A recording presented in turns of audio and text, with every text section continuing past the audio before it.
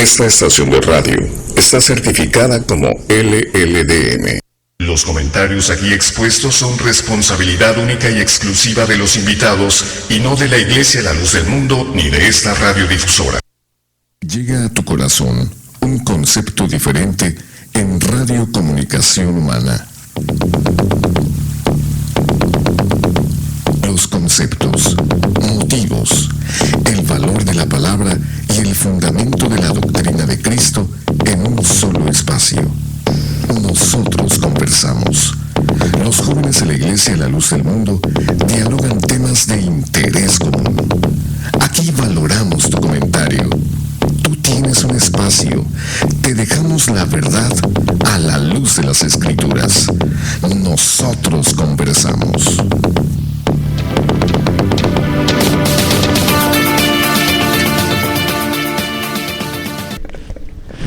Muy buenas noches, le damos las gracias por acompañarnos una vez más en este subprograma Nosotros Conversamos. Deseamos también para todos que la paz de Dios sea en sus corazones. Estamos muy contentos de llegar nuevamente a sus hogares en esta programación que con mucho gusto hacemos. Y bueno, hoy tenemos también un tema muy interesante para todos ustedes y queremos darle la bienvenida a nuestro compañero Jared. Hermano, la paz del Señor, bienvenido al programa. La paz del Señor, hermano César. También les agradecemos a los radioescuchas que en esta noche nos acompañan, ¿verdad? A nuestro programa Nosotros Conversamos. Esperamos que nuestra plática sea de provecho, ¿verdad? Para todos, en el nombre de nuestro Señor Jesucristo. Así es. También le damos la bienvenida a nuestro hermano Miguel. Hermano, al paz del Señor, bienvenido. La paz del Señor para todos.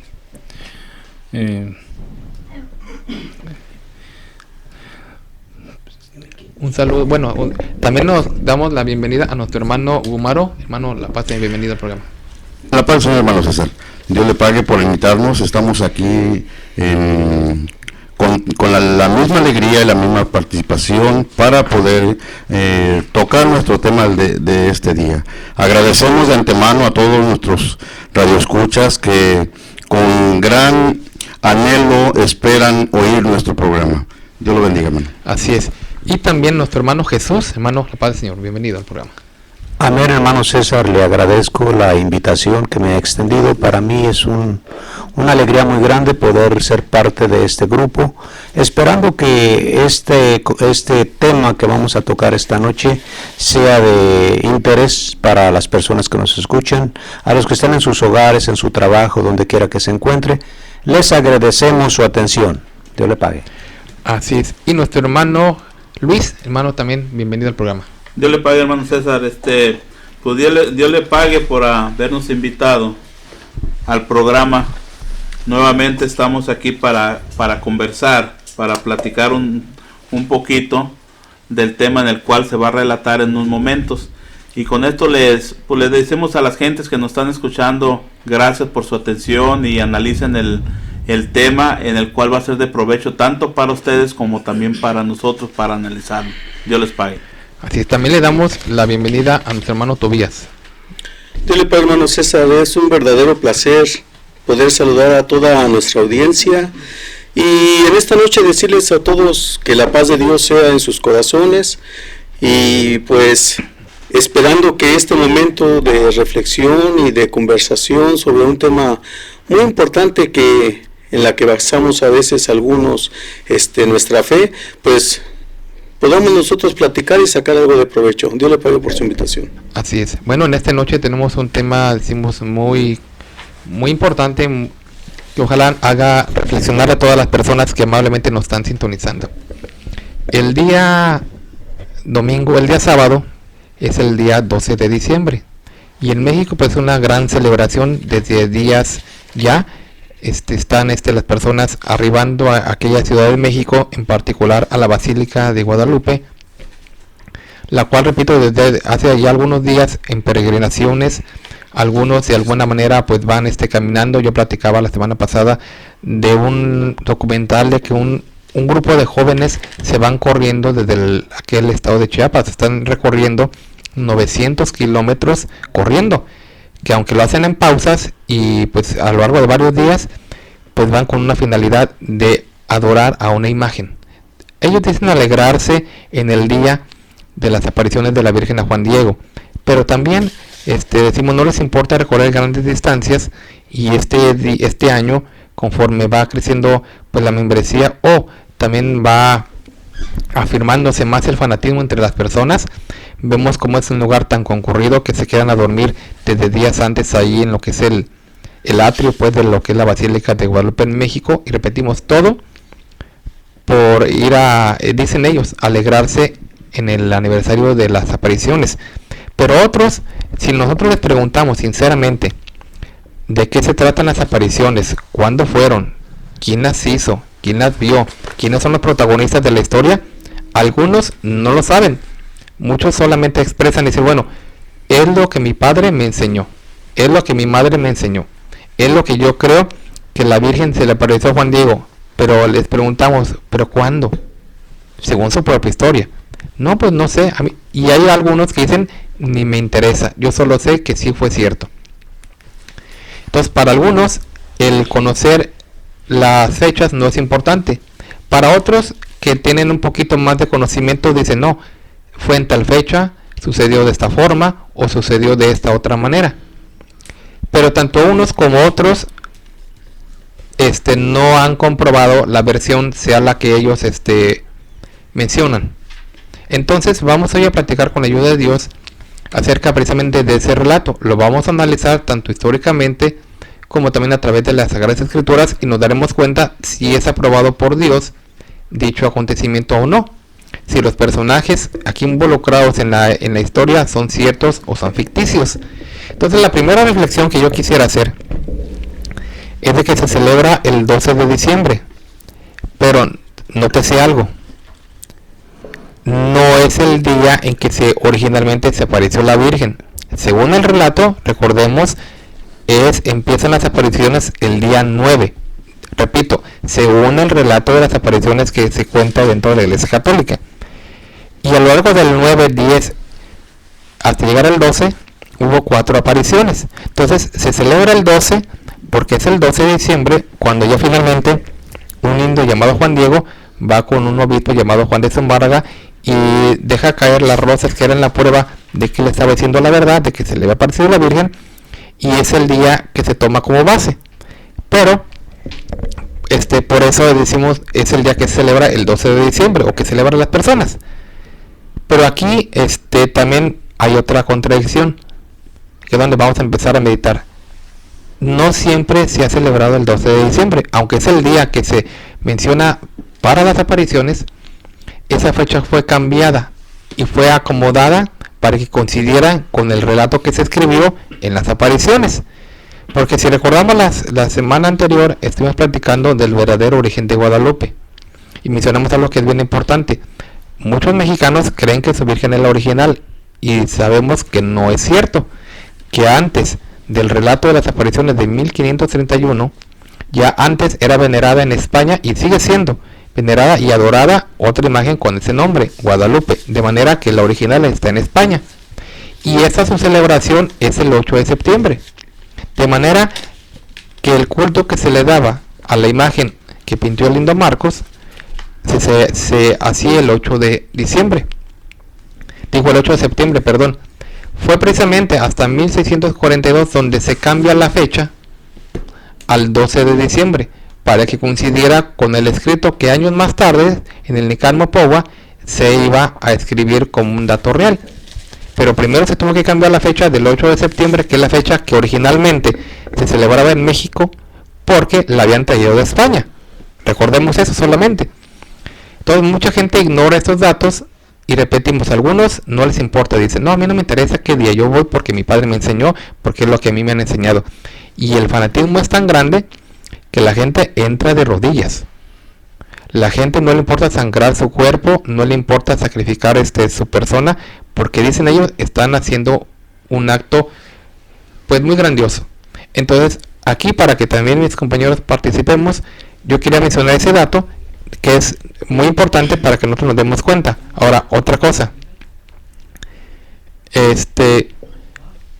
¿por qué cantarle las mañanitas a la Virgen? Yo quisiera que esa sea una reflexión que hiciéramos pública para que todas las personas que nos están escuchando se den cuenta de esto. ¿por qué cantar las mañanitas a la Virgen? Normalmente es común cantar las mañanitas a alguien que está cumpliendo años. ¿Pero años de qué?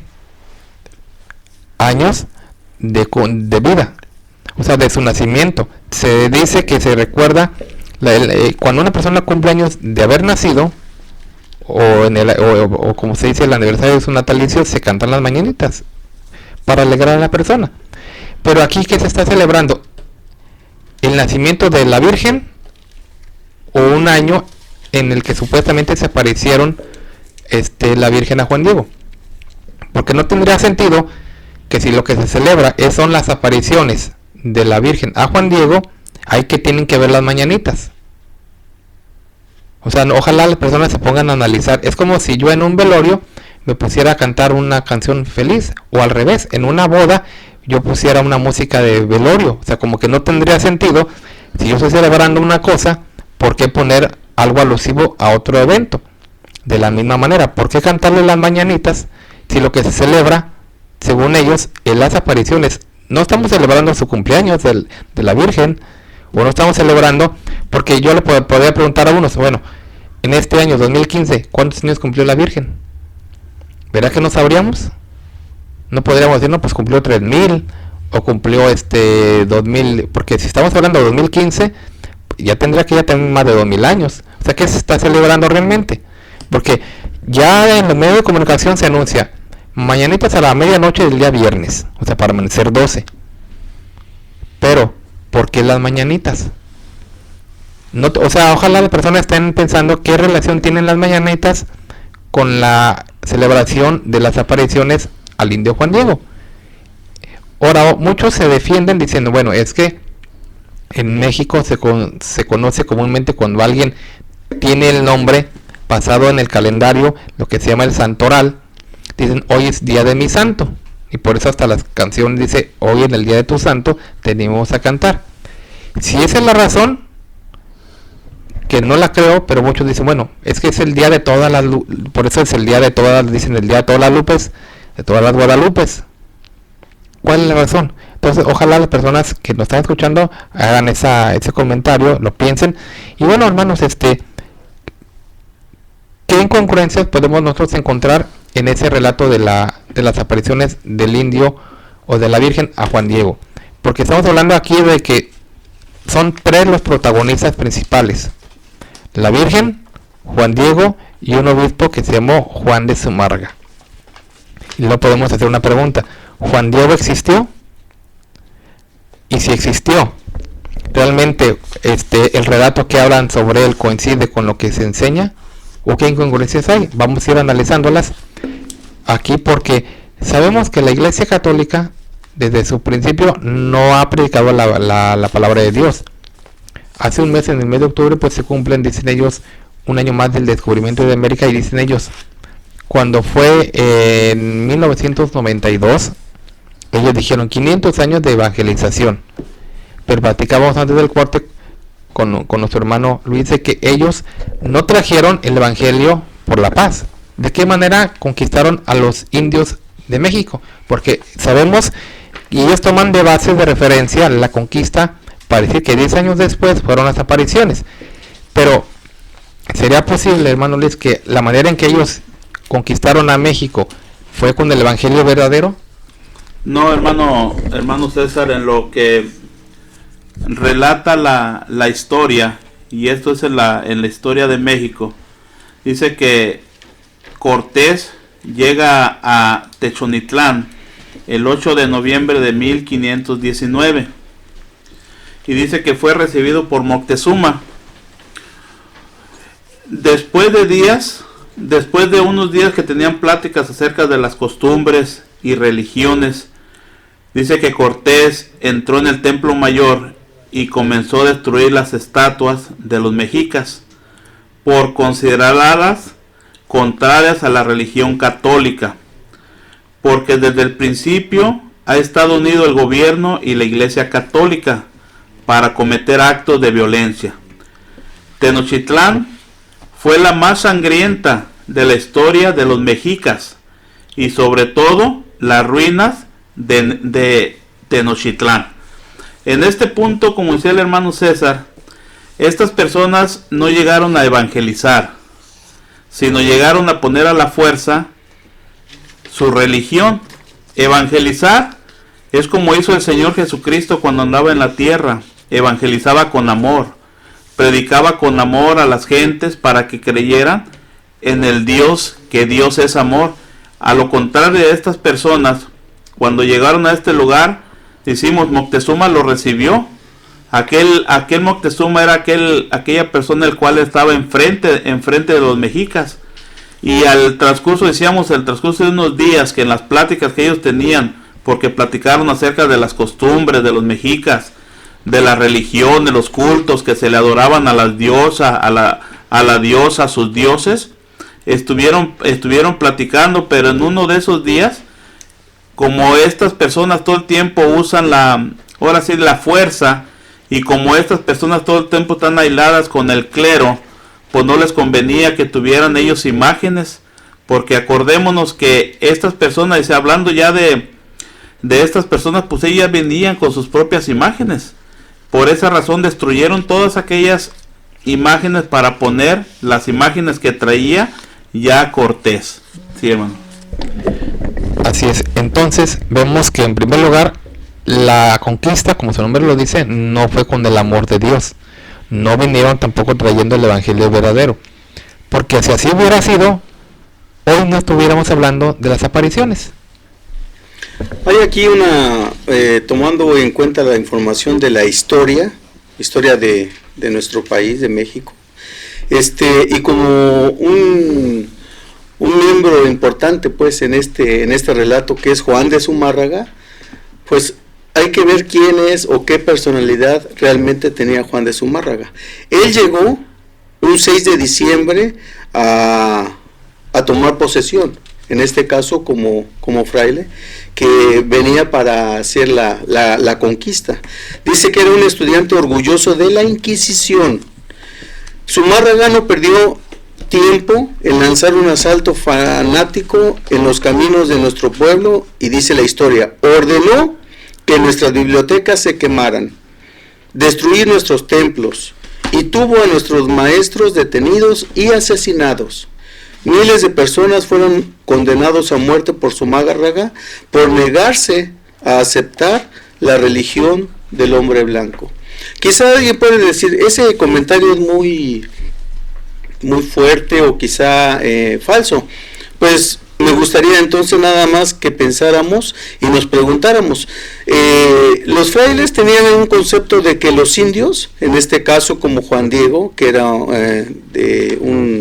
una persona pues considerada como indio, decían que no tenían alma. Y pues la prueba es de que él no creyó en nada de lo que Juan Diego le dijo. A partir del 9, 10 y 11, hasta el 12 que supuestamente se le apareció, y se le apareció porque él le puso como regla para creerle que le llevara rosas. Cuando él, en el lugar en donde él residía, que era Cuautitlán, no había, era un lugar pues muy árido, en donde no podía haber rosas, y él está pidiendo eso. Supuestamente es uno de los de las condiciones para poderle creer, ¿verdad? Así es. Yo quisiera mencionar también algo que es muy importante.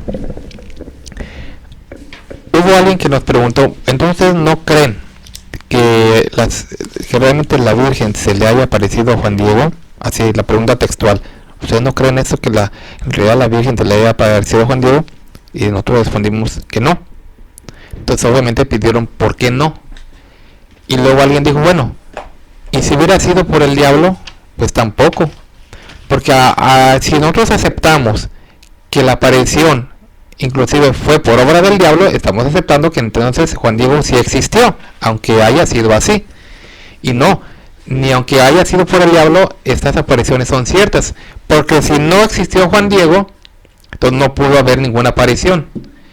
Y si Juan de Zumárraga no estuvo en México en esos años donde se platica tal aparición, entonces es donde estamos viendo que si las cosas no van de acuerdo en datos conforme deberían haber pasado, entonces no puede haber ninguna aparición. Sencillamente, con el solo hecho de que Juan Diego no se ha comprobado su existencia, estamos seguros de que no pudo haber aparición. Así de sencillo.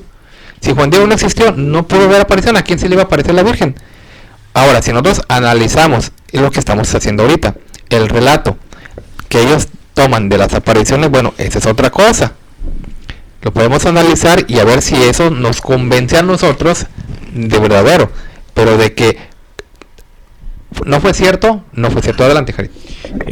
Le quería contribuir a lo que está diciendo el hermano César. Yo quería poner un ejemplo, ¿verdad?, sobre los escritos que se hicieron de las Sagradas Escrituras, la Santa Biblia, que es la Biblia universal que todas las iglesias usan, ¿verdad? Los escritos los guardan y los tienen bien guardados, que no se les dañen, en alta seguridad. En contrario, ¿verdad? Si es cierto que la Virgen de Guadalupe se le apareció, ¿verdad? ¿Por qué retocaron la pintura? Y no nada más una vez, ha sido retocada varias veces. Esas es algo que, pues, para meditar, ¿verdad? Que por qué, siendo algo, ¿verdad?, que supuestamente es santo y sagrado, ¿por qué permiten que se retoque? A las Sagradas Escrituras nunca se les ha retocado nada. Al contrario, las guardan, los cuidan, y los tienen en alta seguridad para que nadie llegue y los toque, ¿verdad? Porque a la Virgen, si es cierto, ¿verdad?, que se le apareció a Juan Diego, ¿por qué permitieron que se le retocara la pintura? Es algo que yo le quería contribuir. Así es. Entonces estamos hablando de que hay muchas maneras de demostrar que esto no es cierto, pero ellos aceptan en su relato de que no es tú estás diciendo, bueno, es que porque la han repintado, bueno, pero es que ellos no aceptan que la han repintado. Por eso aceptan en el relato de que es una aparición divina, que Dios permitió que a la tilma de Juan Diego se le apareciera la imagen de la Virgen, y es tan milagrosa que a lo largo ya de más de 500 años se ha mantenido intacta en la Basílica de Guadalupe. Esa es la historia que hoy presentan. Ya después, en otro programa, vamos a hablar precisamente de eso, de todos los retoques que le han hecho. Pero ahorita vamos a ver precisamente el relato. ¿Quién no ha leído ese relato? Ahora sabemos quién lo escribió, cuándo empezó y cómo dice. Usted lo puede buscar para que nos acompañara en la lectura si usted así lo prefiere. El relato de las apariciones se llama Nican Mopowa o Nican Mopua. Hay quien lo pronuncia de un modo, otro lo pronuncia de otro modo. Es el relato de las apariciones escrito originalmente en lengua náhuatl por Antonio Valeriano. Bueno, eso es lo que se cree, porque hay otros dicen que es otros autores, que no necesariamente fue Antonio Valeriano, pero se le atribuye a Antonio Valeriano la escritura del relato original. Pero aquí en este relato se cuenta que existió un indio Juan Diego, y lo podríamos nosotros pensar, ¿un indio llamado Juan Diego? Pero ¿no se suponía que ese nombre es muy usual entre los españoles? Entonces ahí estamos viendo que era un poco raro que un hombre que fuera indio tuviera dos nombres españoles, o sea, Juan Diego. Entonces cuando se dieron cuenta de eso, le agregaron un tercer nombre. Y curiosamente, en lugar de tener el primer nombre de indio, se lo pusieron al último. Y es un nombre un poquito complicado de decir, porque obviamente le pusieron el que vuela como las águilas. Bueno, eso así se traduce, ¿no? Y le pusieron de ahí como el estado Cuautla, y lo pusieron Tuatzin. Y si lo juntas, es Cuautla Tuatzin.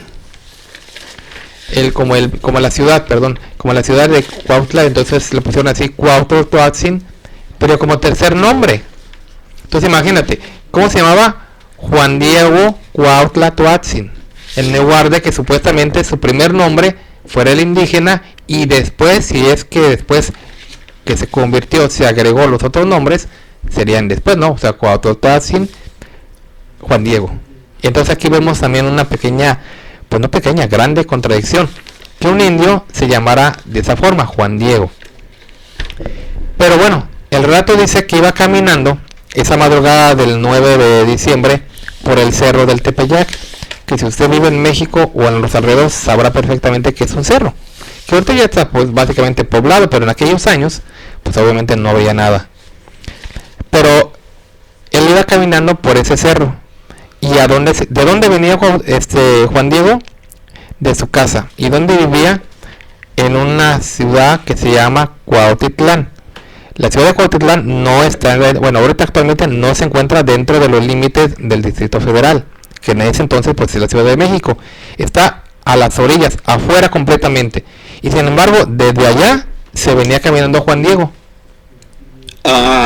Anexando un poquito de esa información que está diciendo hermano César, para que la gente se dé una idea, la ciudad de Cuautitlán es en el Estado de México y la Basílica de Guadalupe está catalogada que está dentro del Distrito Federal. Hay una distancia de un punto, del punto de la Basílica al punto de donde iba, o de donde ahorita actualmente se le hizo un templo, una capilla ahí, una iglesia a Juan Diego, son 31 kilómetros de distancia. Y la historia nos está mencionando que él tenía 57 años. Si hubo 3 apariciones, entonces diario estuvo recorriendo, para que la gente se dé una idea, son 19.26 millas de distancia entre un punto. Ese es solamente al cerro. Sí, claro. Porque él no iba al cerro. No, él no iba al cerro. Él es donde el cerro se le apareció. Exactamente, porque él supuestamente iba hasta Tlatelolco. Tlatelolco está todavía más adelante. Exactamente. Entonces, estamos, para que la gente se dé cuenta cómo ese mito, pues, a una persona de 57 años, que era la edad que él tenía cuando se le apareció, y fueron 3 o 4, ¿no? Porque 9, 10, 11 y el 12, que ya fue el último, tuvo que hacer ese recorrido, ¿verdad? Esa es muy buena observación, hermano César. Ojalá y las personas que están escuchando este programa tomen nota, por favor, y se den cuenta de cosas que quizás aún ellos ignoran y que pueden verificarlas en los libros de la historia, porque estas cosas quedaron en la historia, pero estamos viendo si en realidad tienen algo real, verdadero, que se pueda constatar, que tenga algo, que digamos unas bases, ¿no? Por ejemplo, las contradicciones históricas en que incurren son diversas, notorias e irreconciliables. Entre otras, destacan las siguientes. Con respecto a los presuntos personajes, se dice que el obispo Juan de Zumárraga recibió a Juan Diego.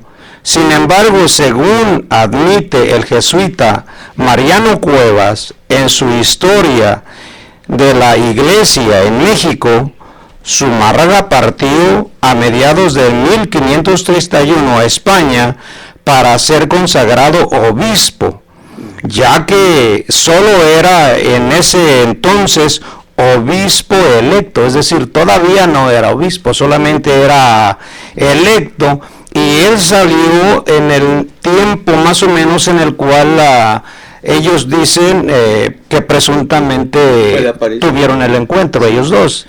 Además, él se había ido a España para ser consagrado como obispo, ya que, como decía anteriormente, solo en ese tiempo era obispo electo. Consecuentemente, Zumárraga no pudo haber estado en México en diciembre de ese año, como lo afirmó el romanismo. Cabe destacar que en la más reciente ediciones de la historia de Cuevas se cambia la fecha asentada, escribiéndose ahora a mediados de 1532, o sea, cambian la fecha, cambian el año para poder ellos cubrir en los errores o coincidir en lo que ellos están afirmando o hablando o diciendo. La historia está marcando, apoyando lo que usted dice, la historia está marcando que él regresó hasta 1534. O sea que desde el 31 que salió, porque fue llamado por el rey, la corona de España, hasta 1534 él regresa ya con ese título de... Entonces aquí estamos mirando algo tan claro que las personas, como vuelvo a repetir, ustedes radioescuchas que están escuchando este programa, ojalá y tomen un tiempo para investigar y se den cuenta de lo que estamos conversando en esta noche. Por ejemplo, por otra parte, señala el mismo jesuita Cuevas que Zumárraga jamás pudo aprender el lenguaje de los nativos, además de la ausencia de Zumárraga de la Nueva España. ¿Cómo podría haber comunicado el obispo y Juan Diego si éste no sabía el castellano y aquel no sabía el náhuatl? Así es, mira, hay mucho que hablar, hermanos. Tenemos ahorita que ir a la parte intermedia de nuestro programa para que las personas que nos están escuchando pues anoten también las direcciones de nuestros templos, y regresamos con mucha más información acerca de lo que usted acaba de decir, y también hay muchas contradicciones que seguiremos viendo a lo largo del programa. Entonces, regresamos en un momento. Esta estación de radio está certificada como LLDM. En el 900 de AM estamos presentando Nosotros Conversamos. Por favor, no le cambie.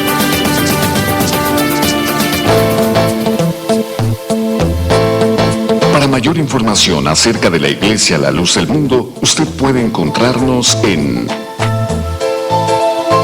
112 North Arizona Avenue, el este de Los Ángeles, área 323-267-1901. 785 Junipero Avenue, Long Beach, California, área 562, 439-5938. 379 East Orange Grove, Pasadena, California, área 626-432-8658. 310 Calle Cuarta Sur, Redlands, California, área 909, 768-4943. 212 Santa Ana Boulevard, Santana, California, área 714-542-3256.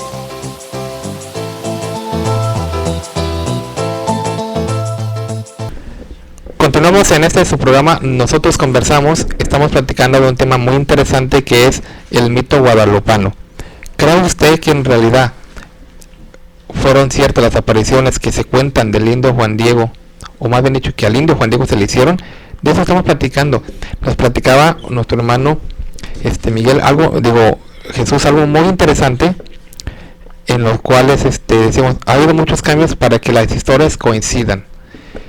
Cuando nuestro hermano Tobías se expresó y dijo, Cuautitlán está a las afueras de lo que es el Distrito Federal, y para llegar a Tlatelolco es necesario a fuerzas cruzar por el cerro. O sea, era la única ruta que había, porque es como si nosotros dijéramos, y para que las personas piensen, aquí nosotros en Los Ángeles estamos aquí, en el área de en el sur de California, en Los Ángeles. Es como si yo quisiera ir a México, pero voy primero a Canadá. O sea que tengo que ir a Canadá si yo voy al sur, a México.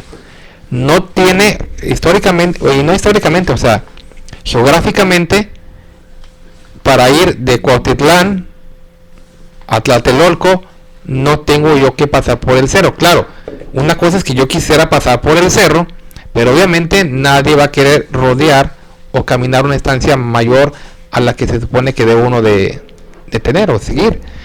Entonces eso es algo ilógico. O sea, si yo voy, o si Juan Diego iba de Cuautitlán a Tlatelolco, para nada tenía que pasar por el cerro. Dice, no, pero es que a él le gustaba. Y eso me sorprendió mucho, porque una vez me dijo, pero ¿ustedes qué les importa si a él le gustaba caminar?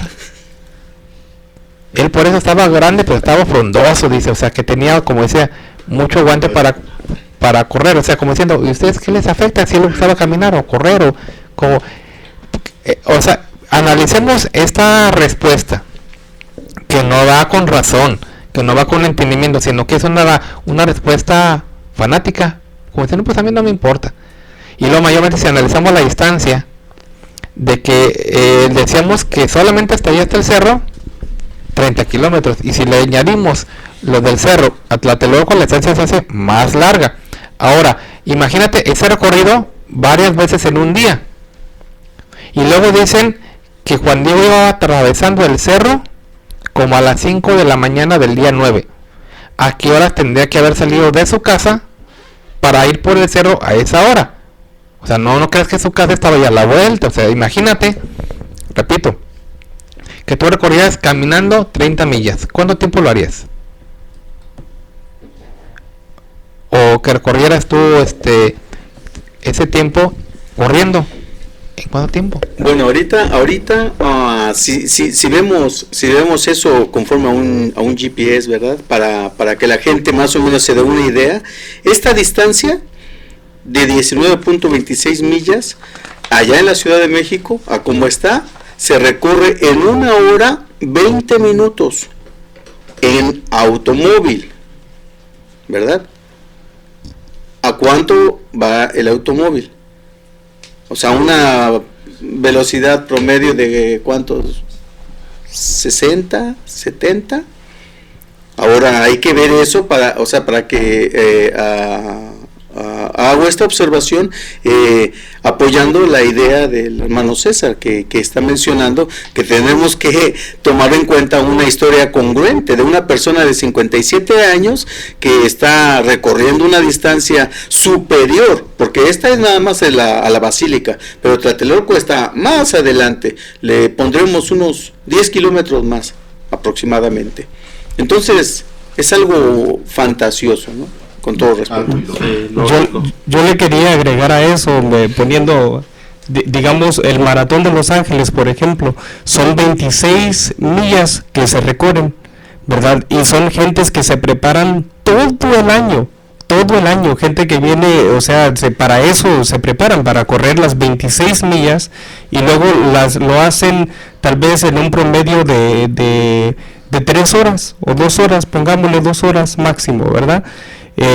Pero son gente que se preparan nomás para correr, para eso, y lo hacen corriendo 2 horas y minutos para correr 26 millas, y son en superficies planas como calles, ya no hablando de cerros, y con una persona que de 57 años, sí, comparada a la gente que corre un maratón, que son personas de 21, 22 años, es algo para ponerse a meditar y pensar. Sí.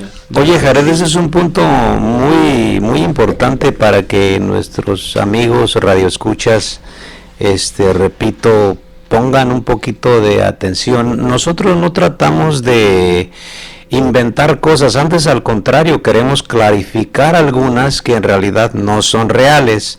Y eso tiene sentido, es algo fácil de entender ya con la tecnología que ahora existe. Me imagino que posiblemente antes de que existiera la tecnología tan avanzada, pues se podía de alguna forma engañar a las personas. Ahora ya es más difícil a causa de la tecnología. Ahora, si regresamos con respecto a los presuntos personajes, por ejemplo, la misma historia nos señala también que Juan Bernardino, tío de Juan Diego, aquí menciona un tío o supuesto tío de Juan Diego, se encontraba gravemente enfermo, por lo que este último fue por un sacerdote para que le diera la extrema unción. Otro grave error. Eso era imposible porque para esa fecha no se les daba la extrema unción a los indios por considerarlos incapaces y carecientes de alma. Uno de los historiadores de ese siglo, Fray Jerónimo de Mendieta, refiere que a los a los principios, en muchos años, no se les dio a los indios la extrema unción por considerarles de esa forma. Entonces vemos cómo las diferentes pues contradicciones que encontramos en su misma historia. Otra grandísima que yo puedo decir es una grave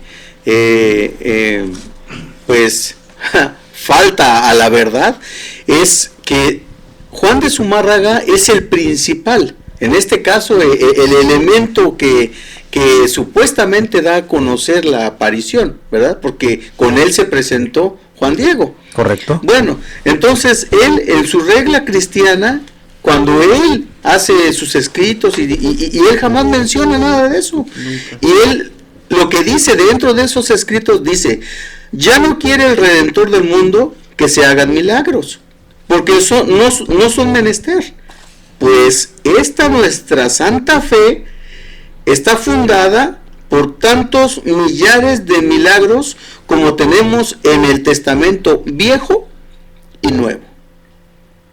Él mismo está diciendo que no hay milagros, cuando él es el que supuestamente descubrió, porque el indio le llevaba las rosas y él fue el que vio la Virgen supuestamente. Sí, hermano César, quiero colaborar un poco con lo que usted menciona acerca de Juan de Zumárraga. Dice, o sea, hablando de la que fue el principal o uno de los actores en el cual Juan Diego se le apareció. Dice, esta es la historia que quiere el clero católico que creamos. O sea, esto es lo que quiere que todo mundo creamos, que hubo una aparición en la cual nunca se apareció tal imagen.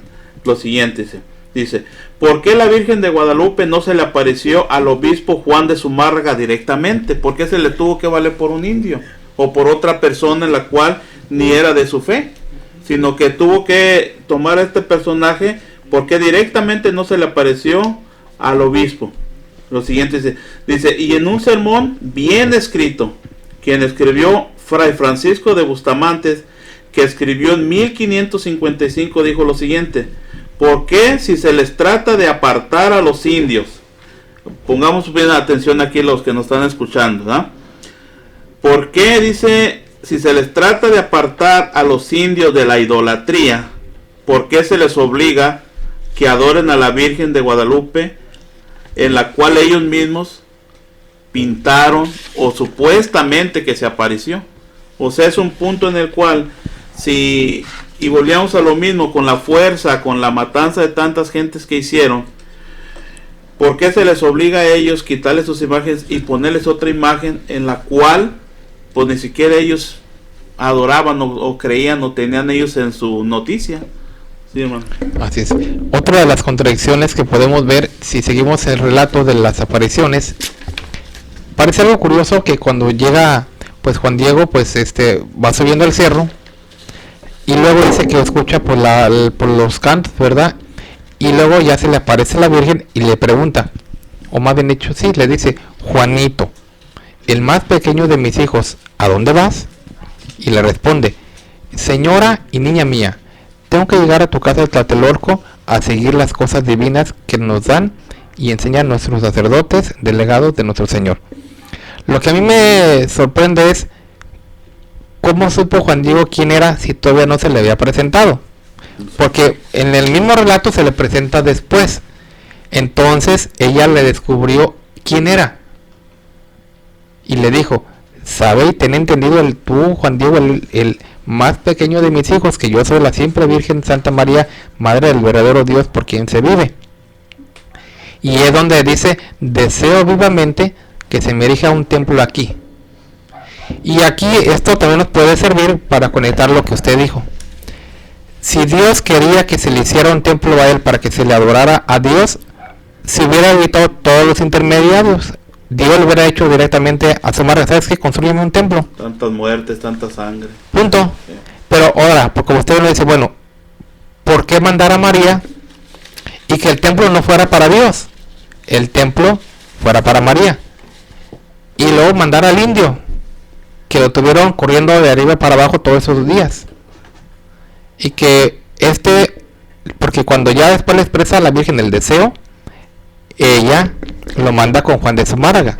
Ella es la que, él no dijo, pues yo voy a hablar con Juan de Zumárraga por mí. Él no tuvo esa iniciativa, la iniciativa fue de la Virgen. Le dice, ve con el obispo y le vas a decir esto. Pero cuando va, pues obviamente Juan, según el relato, Juan de Zumárraga no le creyó. Es donde le pide la señal y ahí se regresa otra vez otras tantas millas para allá y luego otras tantas para acá. Y luego ya por fin llega a su casa y al otro día otra vez se regresa y le vuelve a decirle, ¿sabes qué? No me creyó. ¿Cómo es que no te creyó? Pues mañana te vienes por la señal. Y ahí va otra vez imagino todo el recorrido que iba. Todo para arriba y para abajo, para arriba y para abajo. Y luego, finalmente, el 11, es cuando estaba enfermo el tío. Y a mí me causó mucha gracia que el indio quiso ser más listo que la Virgen. Porque dice que ya sabía por dónde se le encontraba. Entonces le quiso dar la vuelta por el otro lado. Y la Virgen le salió más lista. Se le aparece por donde él supuestamente no se le va a encontrar. Y es donde le dice, ¿a dónde vas?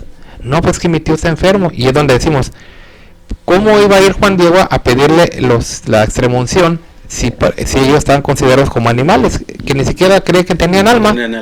Entonces era imposible eso. Y que estaba fuera de ruta. Aparte de eso. Ahora yo me pregunto, ¿no había un sacerdote en Cuautitlán que tenía que ir a buscarlo hasta Tlatelolco? Que dicho de paso, era un convento que no estaba edificado todavía. ¿A dónde iba entonces? Porque históricamente el convento, porque hay dos conventos, el de Santa María de Tlatelolco y el otro, el primero de ellos fue dedicado hasta 1536, según la historia, y el otro en 1545. Los dos conventos que hubo en Tlatelolco, a cualquiera de los que hubiera ido él, no existían para el tiempo de la aparición, y sin embargo dice, voy a Tlatelolco a oír misa. Piense que ya estaba dado por hecho que en ese lugar había un dicho convento que no existía históricamente hablando. Entonces, ¿a dónde iba? Si no existía el convento, históricamente hablando, ¿a dónde iba? Y si a eso le agregamos lo que dijo nuestro hermano, de que cómo se iban a comunicar ellos si ellos nunca pudieron aprender el idioma de los indios. Y finalmente, para seguir hablando de esto, ellos dicen, cada contradicción que la gente iba encontrando, ellos buscaban la manera de taparlo, pero no se daban cuenta que se hundían más. Queriendo justificar un error, descubrían otro.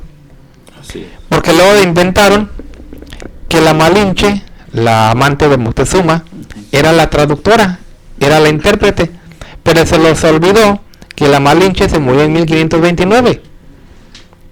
Históricamente tú pones ahí la Malinche y te va a salir que se murió en 1529. ¿Y de dónde estaba interpretando? ¿Desde el cielo? O sea, porque luego, es que como se les dijo, no, es que miren, no se podían comunicar, y, pues les ponemos un intérprete y se acaba el problema. Y al intérprete que le pusieron fue a la Malinche, la que se hizo la historia, o era la amante de Moctezuma, pero esa se murió 2 años antes. Y si así fuera, que en realidad haya habido un intérprete, la Virgen fue textual y le dijo, quiero que solamente las rosas se las enseñes al obispo. Nadie más tenía que ver las rosas.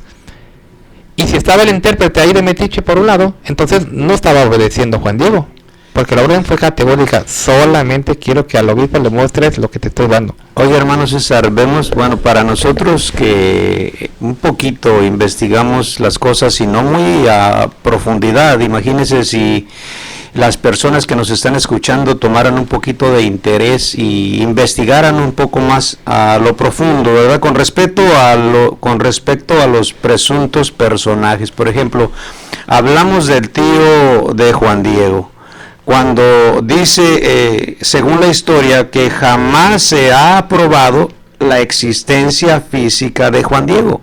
O sea, no hay datos o información que se encuentre aún históricamente de la existencia física de Juan Diego, y ahí aún mencionan a un tío. cuando se refieren acerca de la existencia de Juan Diego, el propio Vaticano, por medio de la llamada Congregación para los Santos, aconsejó a los impulsores de la beatificación de Juan Diego: no traten de probar la existencia histórica del personaje porque se van a encontrar con muchas dificultades. O sea, aún entre ellos mismos estaba, por ejemplo, aquí esta persona diciéndoles que se iban a encontrar con muchas dificultades por razón de que la existencia de Juan Diego no se podía comprobar. Datos tan importantes y tan claros que estamos observando en esta noche. Precisamente esa fue una de las causas para que la canonización durara 5 siglos. Porque no podían encontrar realmente los datos de la historia. Pero mucha gente dice, no, pero es que el Nicanor Pogua habla de él. Sí, pero ¿cuándo fue escrito el Nicanor Pogua? ¿Y quién lo escribió? ¿Y qué congruencia tiene con la realidad? No tiene. No tiene, porque decimos, originalmente habían dicho que Juan Diego nació en 1474, se bautizó en 1524 y que a la edad de 57 años, pues él fue cuando iba por el cielo y le apareció la Virgen. Pero en el Nicanor Pogua lo toma como una persona que fue casta toda su vida, que aunque estaba casado, pues nomás la tenía de adorno, porque dice que pues nada de nada, nomás yo creo que pues era su criado, yo no sé. El caso es de que dicen que nunca tuvo contacto con ella, y si no tuvo contacto con ella, no tuvo descendencia. Pero Norberto Rivera Carrera, el arzobispo privado de México, que actualmente está todavía, se fue más listo y dijo, bueno, pues si ese es el problema, pues le inventamos que sí tuvo descendencia. Entonces dicen que tuvieron que irse obviamente hasta aquel tiempo y crearon que sí tuvo hijos. Entonces crearon una biografía distinta a la que actualmente, bueno, a la que siempre se había conocido de él, de un hombre casto, puro, que se guardó. No, ahora sí era un hombre con hijos y con una descendencia muy larga que se pudo viniendo. O sea, tuvo hijos, luego nietos, bisnietos, hasta que llegaron hasta estos días. Y fue la manera en que al inventarle descendencia, pudieron decir, entonces sí existió porque tuvo hijos. Pero los hijos eran igual de inventados que el mismo indio. Entonces, tendríamos que buscarle a ver otra cosa. Pero en sí, le inventaron claramente su árbol genealógico para poderlo canonizar. Porque ese era el problema. Pero repetimos, el Nicanor Pogua, ¿quién lo escribió? Se supone que Antonio Valeriano. ¿En qué año? En 1648. ¿Por qué 117 años después de las apariciones? ¿Y por qué a ese siglo se llama precisamente el siglo del silencio?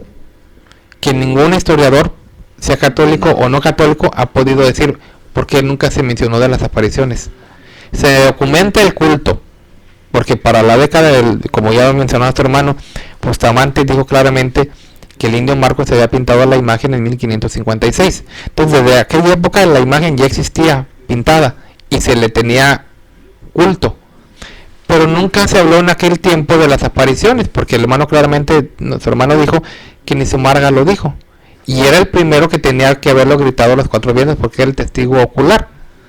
La idea principal de esa traducción, el Nicanor Pogua realmente es la traducción de una historia al náhuatl, y la historia estaba hecha para que el indígena náhuatl creyera en esa historia, en su lengua, como parte de ellos, que era lo difícil. Por eso es la idea, y la historia dice que incluso Luis Lazo de la Vega fue uno de los que hizo algunas modificaciones a esa. Y todo se basó previamente al libro del padre Miguel Sánchez. Miguel Sánchez fue el que prendió la mecha nuevamente, porque ese ya estaba más muerto, o sea, aunque el culto, pero ya estaba diciendo, pasaron 100 años. Sí, es lo que... Y ya estaba todo... Dice acerca de la promoción oficial de la aparición de la Virgen, comenzó en el año que comenzaba en 1648. El padre Miguel Sánchez fue el creador del mito de la Virgen de Guadalupe y Juan Diego, 117 años después de lo que sucedió de la supuesta aparición de la guadalupana.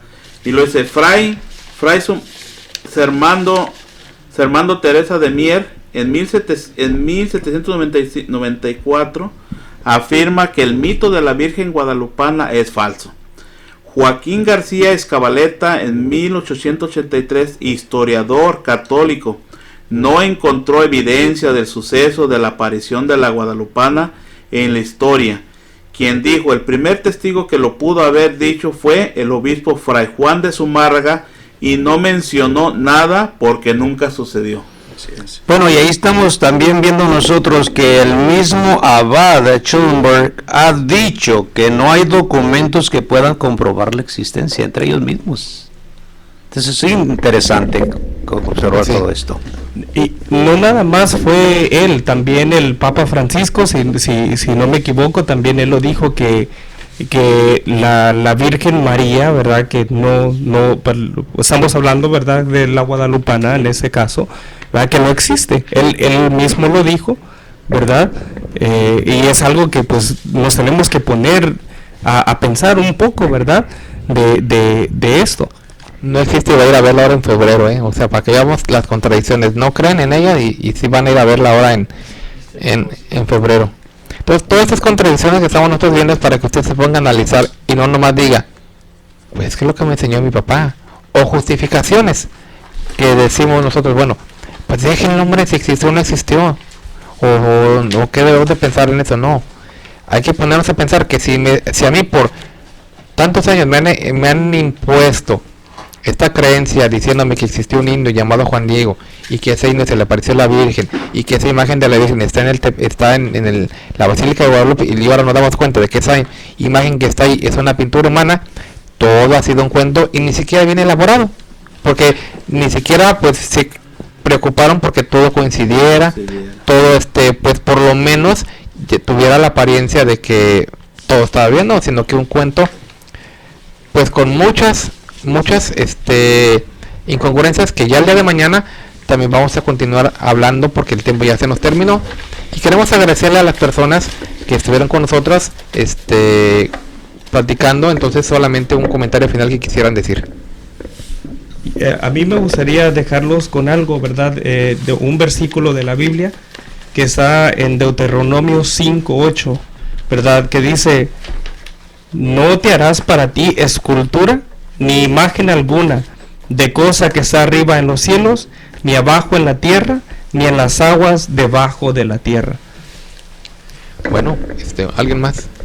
Algunos, o la mayoría de la gente, vamos a llamarlo así, creyente en nuestro México, piensan y dicen que la Virgen es la que une, pero realmente la historia nos marca que ha desunido, porque creó muchos conflictos incluso dentro del mismo clero, en donde habían los jesuitas contra los franciscanos, no estaban de acuerdo con el levantamiento de esta Virgen.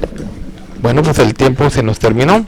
Agradecemos a todas las personas que estuvieron conectadas tanto localmente aquí en Los Ángeles con nosotros como a través de internet. Les damos las gracias por habernos escuchado, y sintonícenos el día de mañana, donde tendremos la segunda parte de este tema con más información, y llámenos. El teléfono en cabina lo menciono, área 714-602-8354, para que mañana platique con nosotros, nos dé su opinión de lo que usted piensa.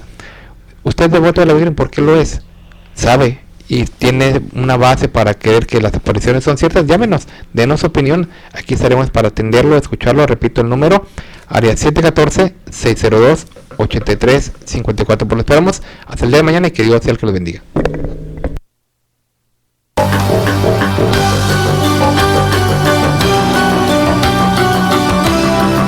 Nosotros conversamos. No es un programa más, es un verdadero acto de radiocomunicación humana. El fundamento de la doctrina del Señor Jesucristo a la luz de las Escrituras. Los jóvenes te esperan en la próxima emisión a las 9. Nosotros conversamos. Conversaciones inteligentes.